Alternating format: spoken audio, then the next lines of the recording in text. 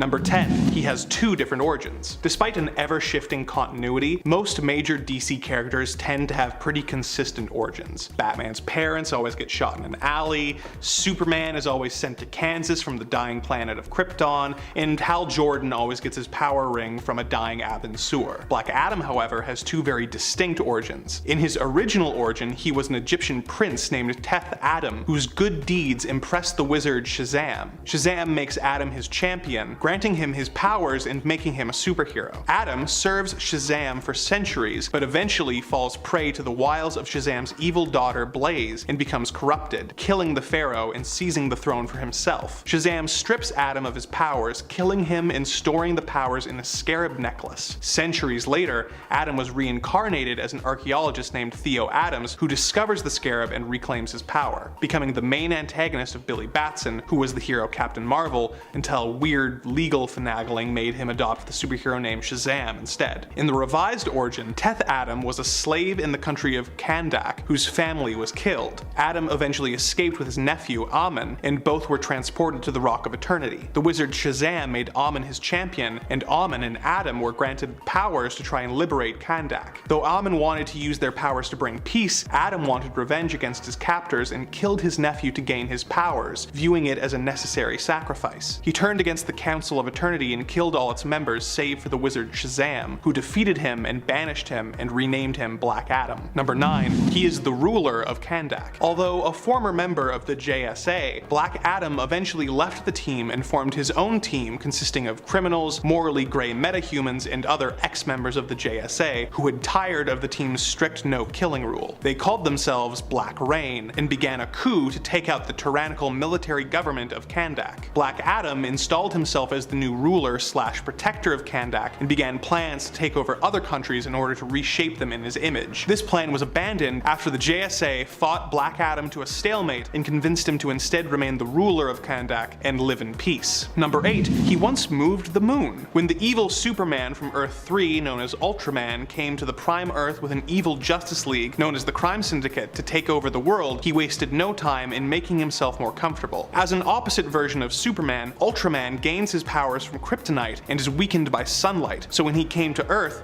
he moved the moon in order to cause an eclipse that would help him remain at his top power levels. He soon came into conflict with Black Adam, who has vowed to destroy anyone who would enslave Earth's people. It was a brutal fight between the two, with Black Adam landing some devastating blows on Ultraman by bringing down his magical lightning on the evil Man of Steel. When Ultraman realized that Black Adam needed to say the word Shazam to bring down the lightning, he grabbed Adam by the jaw and squeezed, breaking his jaw. He cast Black Adam aside into the ocean, where he was saved by Black Manta and taken to Lex Luthor, who worked to revive him. Once revived, Black Adam and Sinestro pushed the moon out of the way of the sun, thus allowing Ultraman to be weakened and defeated. Number 7. He is not originally a DC Comics character. Despite many great appearances in the DC Comics canon, and The Rock's constant talk about how his inclusion has changed the hierarchy of power in the DC universe, Black Adam was actually created by Fawcett Comics in 1945. But how did he end up in the DC universe? When Superman was created in 1938, he was an instant smash that spawned many imitators. A rival comic book publisher called Fawcett created the hero known as Captain Marvel, who made his debut just 1 year later in Whiz Comics #2. Although this may be hard to believe now,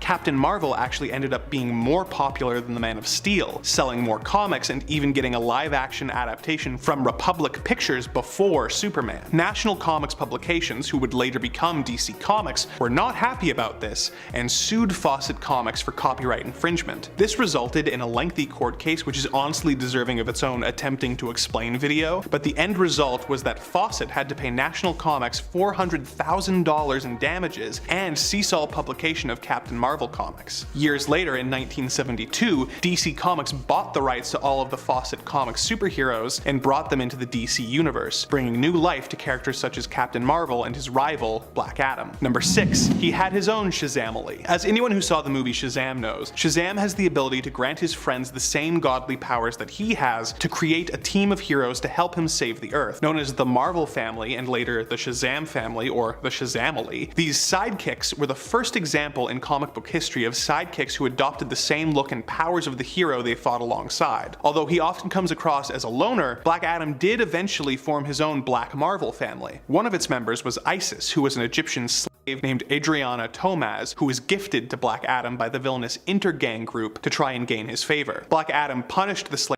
but did eventually marry Adriana, giving her an amulet which allowed her to channel the powers of the Egyptian goddess Isis. Another member of the family was Adriana's long-lost brother Amun, who was also enslaved by Intergang. He was crippled by his captors but was saved by Black Adam, who granted him the ability to become Osiris when he said the words Black Adam. The final member was a humanoid crocodile named Sobek, who eventually ate Osiris, revealing himself to be Famine, one of the 4 horsemen of the apocalypse. Number 5, he was defeated by Uncle Dudley in his first appearance. In his first appearance in Marvel Family number 1, Black Adam returns to Earth after being banished by the wizard Shazam to the farthest star in the universe. He has spent the last 5,000 years flying his way back to Earth, and he immediately decides to get to conquering. He fights the entire Marvel family, including Captain Marvel, Captain Marvel Jr., Mary Marvel, and even Uncle Dudley. While all the other members of the Marvel family have the powers of Shazam, Dudley is a fraud who says the magic word and then tears off his clothes to reveal a homemade Marvel suit and pretends to have superpowers. As the superpowered foes fight,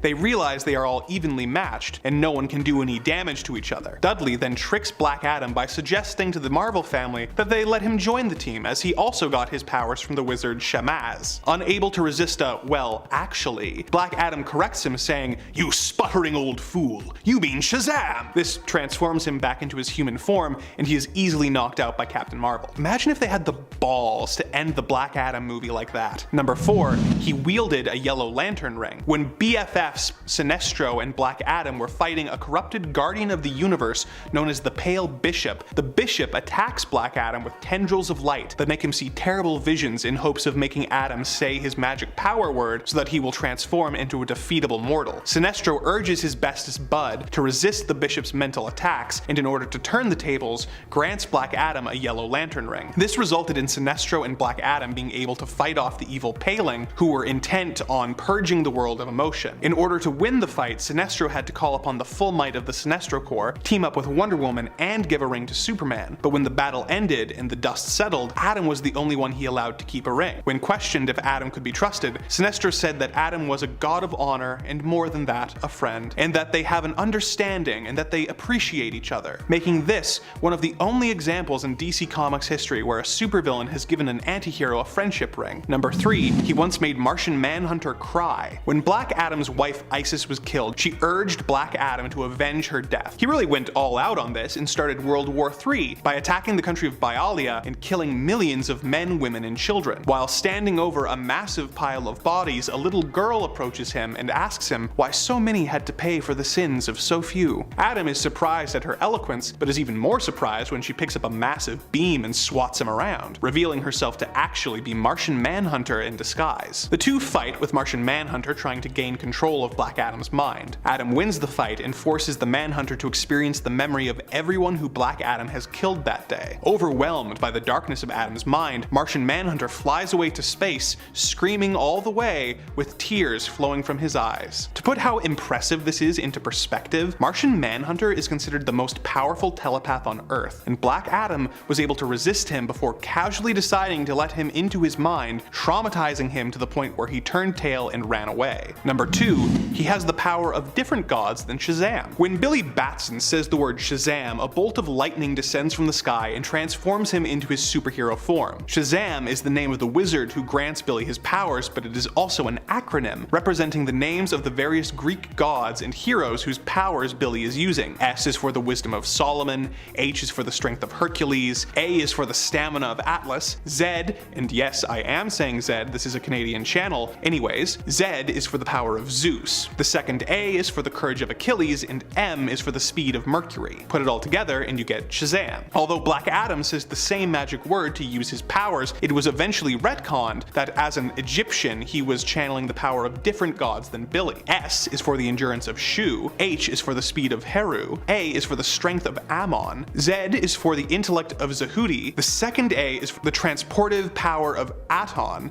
and M is for the courage and healing of Mehen. Sorry if I mispronounced any of those gods' names, I am incredibly white. So, while both Captain Marvel and Black Adam get their powers from the same wizard named Shazam, they are channeling completely different gods. Makes you wonder what other religions' gods and heroes would be channeled depending on the champion's nationality. Number 1, he once had a different magic word. When Billy Batson cast a spell on his old enemy that changed the word that would unlock Black Adam's power, all seemed lost for the anti-hero. In order to transform, he had to borrow power from the bones of his beloved Isis, which was an issue as he was also trying to find a way to bring his wife back to life. This meant that he was severely limited in how much he could use his powers, as if he drained all the powers from his wife's body, he would not be able to bring her back. In order to find a way to find the right word and reclaim his power, Black Adam went to Billy's hometown of Fawcett City and began wandering the streets simply saying the name of whatever he saw out loud. When that proved fruitless, he went into a soda shop for a break and saw the soda jerk preparing a delicious looking drink called a chocolate egg cream. A curious Adam asked about the drink, and the soda jerk explained the drink and how to make it. Impressed, Adam declared that he would like a chocolate egg cream, at which point a lightning bolt descended from the sky and transformed the anti-hero into his superpowered form. Black Adam regained his powers, but for a while had to yell chocolate egg cream in order to use them. Number 10, experience. Ultimately, what a lot of people point to when they say that Black Adam is better than Shazam is that he's much more experienced. Black Adam is of course, fully grown adult and has been alive for a long time, whereas Shazam is still a kid who simply masquerades as an adult. Or, depending on which version of, Shazam we're talking about. Black Adam is also a man with years of experience operating as a vigilante when he acted as the ruthless protector of Kandak, and has tons more experience when it comes to his power set and control over his own magical lightning, which currently are both granted to him by the pantheon of Egyptian gods, in contrast to Billy Batson's Greek god pantheon, which is where he gets his powers from. Hence Shazam, which all Shazam fans know. It's an acronym! And friends, before we move on to this next spot, if you are loving what we do here at Top 10 Nerd, and if you love Black Adam, be sure to give this video a thumbs up. Also, if you don't like Black Adam, still give this video a thumbs up. Number 9, freed the people of Kandak. When it comes to Black Adam's origin, he actually got a better one than Shazam in my opinion, at least a better retconned one. As it stands, Black Adam in the Prime Earth continuity ended up freeing the people of Kandak who had become enslaved. However, the cost of doing this was great, because Amen, his nephew, was actually granted the powers of Shazam and wanted to use them to free Kandak peacefully. However, Adam was worried that this plan would not work, believing that their oppressors must be eliminated. So he was forced to kill his nephew in order to take the power of Shazam solely for himself. He also had the power of Shazam because, you can share it with people, but yeah, he wanted it all for himself, becoming Mighty Adam. As hard as this was for him, he felt the sacrifice was for the greater good. And while we'll never know what could have happened had they tried to free Kandak Amen's way, we do know that Adam's way ended up working, with him becoming known as a hero for the nation until he went against the Council of Eternity and was imprisoned. Of course, Kandak didn't know that. All they knew was he just disappeared. Number 8, origin. This origin for Black Adam perhaps makes him a more interesting character than that of Billy Batson. He's definitely more complex, way less wholesome, and even sometimes kinda evil, but this also makes him more well-rounded. With Black Adam's story, there is great sacrifice, conflict, and moral dilemma.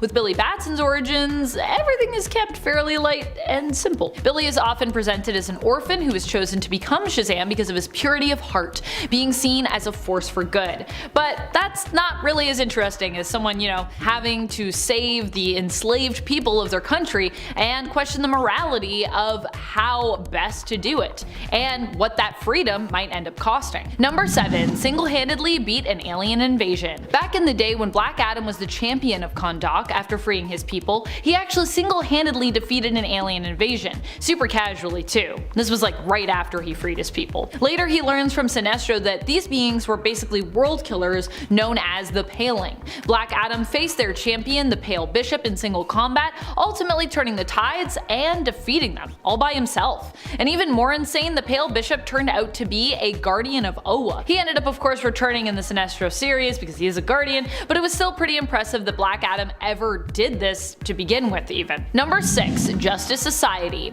While the Justice Society of America is generally a group associated with Shazam, you could argue that Black Adam does this better perhaps even than Billy Batson, or at least, you know, stole his thunder, pun intended. Stole his lightning, I guess I should say. Which might seem like a crazy thing to say, but also might not if we're talking about the DCEU. In the DC Extended Universe, the Justice Society actually appears first not in a Shazam film, but in the Black Adam film. While this doesn't mean, of course, that Black Adam is the leader or even a key member of the Justice Society, in fact it's probably more the other way around, I just think it's really funny that he's kind of hijacked the team in a way for his own film. Though I'm still hoping we'll get to see Shazam join their ranks in the DCEU. Fingers crossed. Number 5. Survivor. When the Justice League are targeted by Pariah at the beginning of the Dark Crisis event in Justice League issue number 75, Black Adam ends up as the only survivor of this. A member of the League, Black Adam is there with them when they end up trapped, fighting clones of some of their greatest villains, with Black Adam even successfully killing a clone of Darkseid. They square off and Black Adam ends up in a one-on-one fight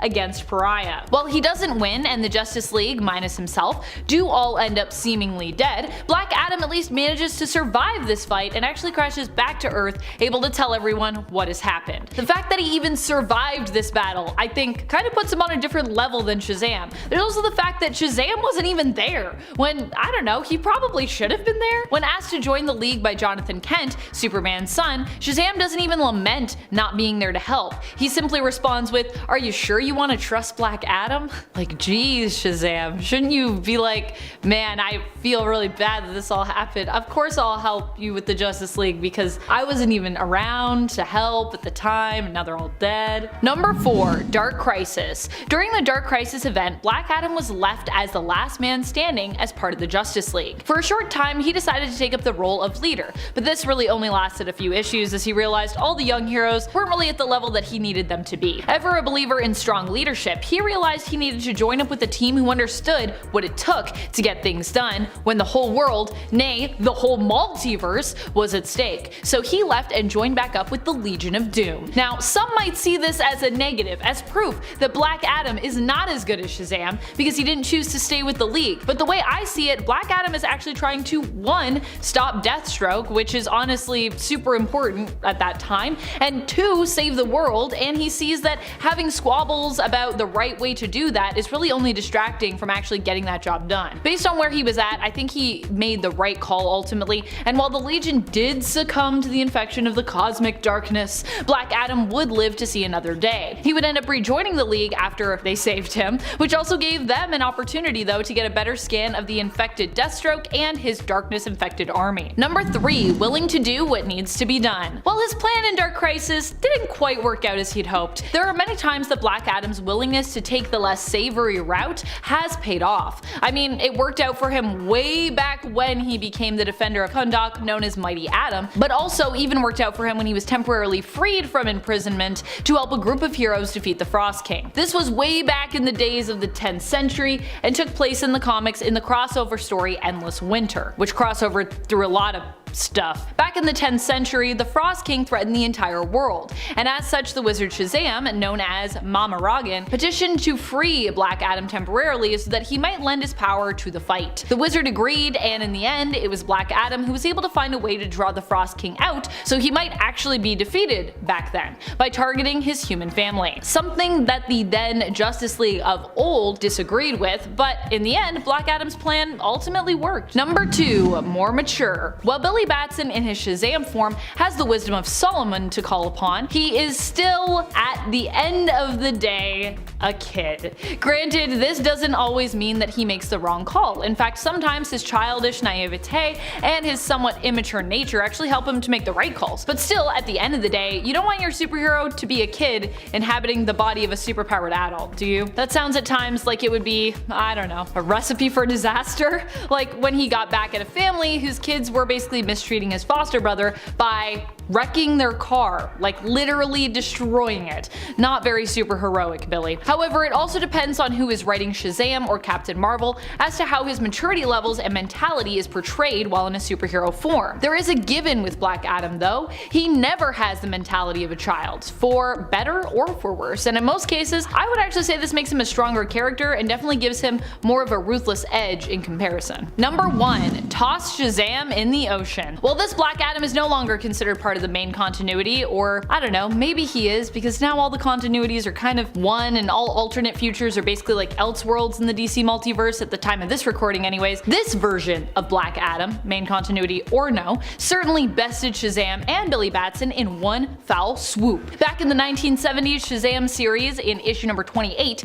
Black Adam uses Shazam's own magic word against him, managing to put him in the path of his own lightning. After transforming him back to Billy Batson, he ties him up and then tosses him in the ocean. Though admittedly, this is after Shazam did punch Black Adam hard enough to cause him to travel 200 years into the past, which Shazam then follows him to for some reason. Oh, the 70s, what a weird time. This whole fight is all over the place, but I kinda love it. Number 10. Adam Smasher. Black Adam has two things he seems to be really good at: taking lives and manipulating people. When Black Adam joined up with the Justice Society after betraying the Injustice Society, he and the other heavy hitters started out as pretty much antagonistic towards each other. Adam Smasher did not trust Black Adam, rightfully so, and Adam thought Adam Smasher was childish and weak. However, after working together to escape the supervillain gambling establishment, the House, they gained a new respect for each other. After Adam found out that Adam Smasher had taken the life of Extant to save his own mother, he saw him as a kindred spirit. Ah, yes, a fellow life taker, how quaint. Black started pushing Adam into becoming a killer like him, trying to convince him that that was how heroes should act. He manipulated Adam Smasher, and it worked as Smasher left the Justice Society to help Black Adam. There's a lot of Adams and Adams going on there. Not good. Number 9. Shazam. In nearly every iteration of the character, Black Adam has known that Billy Batson and his family and friends were children and teenagers that were transformed by magic. But if you think that has ever stopped him from trying to bring their lives to an end, well, you'd be wrong. In their first encounter with Adam, he bound and gagged both Billy and Freddy and threatened to end their lives later. Luckily, Mary Marvel and Uncle Marvel freed the boys. In the Bronze Age first appearance of Black Adam, he forces the lightning to strike Shazam and transform him back into Billy. He then binds and gags the boy again and throws him into the sea. This time Billy swam to shore and is saved. In another continuity, Adam wasted no time seeking out the wizard's new champion once he was revived, and upon learning of him, Black Adam threatened to take out his 6 foster siblings if Shazam did not relinquish his power. It was Billy's other decision to empower his siblings and create a Marvel family that actually saved the day. Number 8. Mary Marvel. Mary Marvel has long been considered one of DC Comics' most wholesome characters. After losing her powers though in the trials of Shazam, Mary later encountered Black Adam, who was dealing with his wife's death. After realizing that Mary was powerless, Black Adam instead imbued her with a portion of his power, transforming her into a dark, angry version of her former self. Now going by the name Black Mary, Mary eventually became addicted to dark magic and ended up entangling in the schemes of Darkseid and his evil minion Desaad. He corrupted Mary Marvel. What a jerk. Number 7. Assistants. Dr. Sivana is part of the reason Black Adam came back in the first place, so he will receive no praise from me. But could he not have at least tried to save his assistant? In Justice League number 11, seeking out the ancient tomb of Teth Adam, Sivana eventually came across what he'd been looking for. But after entering the tomb, Sivana quickly realized this was a bit of a boo-boo. Black Adam, now resurrected, clutched the throat of Sivana's assistant, and after quickly realizing Sivana's aide did not speak his ancient language, Black Adam blasted the man with a scorching wave of lightning, disintegrating the man's body before Sivana's eyes. Though Sivana's motivations were sinister, his assistant, well, assisted him, and didn't seem like he deserved the fate that he got. But Black Adam did it nonetheless. Sorry, dude. Number 6. No Eyes for You. Lex Luthor, who was actually Earth 3's Alexander Luthor, started the secret society of supervillains, and Black Adam joined the inner circle of that group for his own reasons. Unfortunately, Luthor had plans for Adam. Luthor needed the power that Black Adam could provide, so naturally, Luthor betrayed Adam and had Psycho Pirate control him to call down the lightning of Shazam to power Luthor's machines. Unfortunately for Psycho Pirate, in Infinite Crisis number 6, Superboy and Nightwing free Black Adam from his control. Black Adam immediately flew to Hayden's location as the villain was trying to control Power Girl. Adam very calmly took his index and pinky finger and put it in the eye holes of the Medusa mask and just pushed through Hayden's face, taking his life brutally and instantly. But he kinda did it to himself though. So. Number 5. Terraman. During the Infinite Crisis, Terraman was a member of the secret society of supervillains, that one formed by Alexander Luthor Jr. Manning hijacked Ferris Air Flight 456. Power Girl pursued him, but he got away when Adam refused to allow her to cross Kandak airspace. Later, in New York City over the Kandaki embassy, Terraman was hovering above as Black Adam explained to the assembled members of the press that heroes like the Trinity of Batman, Wonder Woman, and Superman didn't do enough to stop crime. So, he grabbed Terraman and dispassionately ripped the villain in half, allowing the blood and body parts to fall all on the stunned crowd. He simply stated that people like Tobias Manning didn't deserve to live, and I feel like that kind of perfectly describes Black Adam. He cares about two things: his home and bringing his ruthless justice to the world. Number 4. Billy Batsons' Parents. In another origin story for Black Adam, he sort of technically ended Billy Batson's parents' lives. Archaeologists CC and Mary Batson and their aide, Theo Adam, uncovered the tomb of Ramses II and discovered the mystical scarab necklace that had Black Adam's soul/power inside. Becoming immediately obsessed with it, Theo Adam, who was actually an ancestor of Black Adam, took down the Batsons and returned to America. Their son Billy had been chosen by the wizard to become Captain Marvel. Theo noted that the captain's resemblance to the adult CC Batson, his father, and the emblem on his chest matched the one on the scarab. This caused Theo Adam to speak the wizard's name, and he found himself transformed into Black Adam. After Black Adam fully became himself, he did sort of redeem his actions, but still, it happened. Number 3. His nephew. In the ancient days, his true origin, Black Adam and his nephew were both thralls. The wizard Shazam saved them both and gave them the powers of the gods, splitting it between the two of them. After leaving the Rock of Eternity, Adam very quickly ended up taking his nephew's own life in order to gain the full power of the wizard. Sure, it did allow him to become a greater hero than he would have been anyway otherwise, but your own nephew?